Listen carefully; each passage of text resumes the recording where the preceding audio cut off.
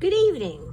We're back tonight on the Lore Master channel with the last episode of the End Time with the animatronics. And so I hope you'll like it, subscribe, and pass it on. Here we go. Monty stared at the tiny plant in awe, his hands trembling as he leaned closer. It was alive, not just barely clinging to life like the others had, but truly alive. The small green sprout had blossomed overnight, its delicate leaves unfurling, and now a single tiny bloom was perched at its center. He couldn't believe it.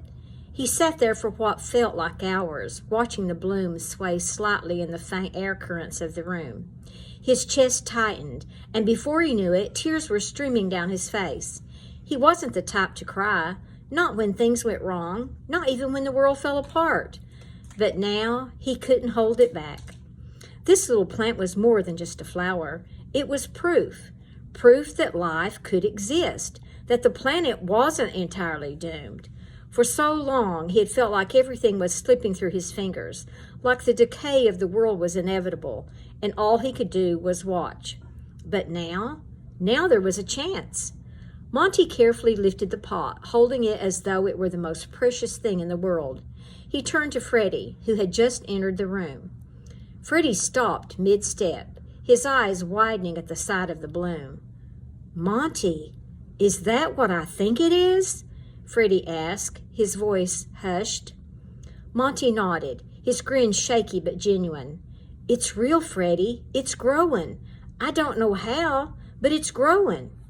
Freddie stepped closer, his own expression softening with wonder. He reached out but stopped short, as if afraid to disturb the fragile miracle. "This changes everything," Freddie whispered.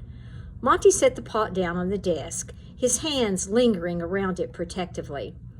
"It means there's still something left out there," he said. "If this little guy can make it, maybe the planet can too." Freddie placed a hand on Monty's shoulder, his grip firm but comforting. "You did this, Monty. You didn't give up. You found hope when the rest of us thought it was gone." Monty chuckled, wiping his eyes with the back of his hand. "Didn't think I had it in me, but I guess even an old gator like me can pull off a miracle." The news spread quickly among the other animatronics. For the first time in a year, the Pizzaplex was buzzing with life and cautious excitement. Even Sun and Moon emerged from the daycare to see the plant, their expressions flickering with something close to hope. As Monty stood in the center of it all, watching his friends gather around the tiny bloom, he felt something he hadn't in a long time. Purpose. This wasn't the end. It was a new beginning. The world might have fallen, but now they had a reason to fight for what was left, to rebuild, to protect what remained, and to nurture it back to life. Monty looked down at the plant, a small smile tugging at his lips. "You're not just a flower," he murmured. "You're a second chance." The room was silent as the factory toys and animatronics gathered around Monty's desk, their eyes fixed on the small plant. No one spoke, but the weight of the moment hung heavy in the air. The tiny bloom seemed to glow under the soft light, standing defiantly against the despair that had gripped them for so long. Dog Day stepped forward, his usually stoic expression crumbling as he fell to his knees. He covered his face with his paws, shaking with emotion. "It's real," he whispered, his voice breaking. "It's really real." Catnap knelt beside him, her arm wrapping around his shoulders as tears streamed down her own face. She tried to steady him, but her voice trembled as she spoke. "It's not just a plant, Dog Day. It's everything. It's proof we can have a future." The toys from the factory, Huggy, Mommy Longlegs, and the others, stood frozen in awe. Some wept openly, while others reached out, as if needing to touch the miracle to believe it. Even the stoic ones, like Poppy and Braun, wore expressions of wonder that hadn't been seen in what felt like ages. Monty stood at the edge of the crowd, his arms crossed but his heart swelling with pride. He hadn't expected this overwhelming reaction, but he understood it. The plant wasn't just hope for him, it was hope for everyone. Freddie stepped forward, his voice soft but commanding enough to draw attention. "This is a sign," he said, glancing around at the gathered group. "It's a sign that life isn't over, that we can rebuild, even in a world that feels empty." Mommy Longlegs looked at the plant, her long fingers trembling. "For so long, we thought it was the end," she murmured. "But maybe this is just the beginning." Huggy nodded, his usual playful demeanor replaced by solemn determination. "If one plant can grow, more can grow. We just have to figure out how to make it happen." The crowd murmured in agreement, a sense of unity forming among the group. For the first time in a year, the weight of grief and despair seemed to lift, replaced by something lighter, something brighter. Dog Day wiped his face, standing shakily with Catnap's help.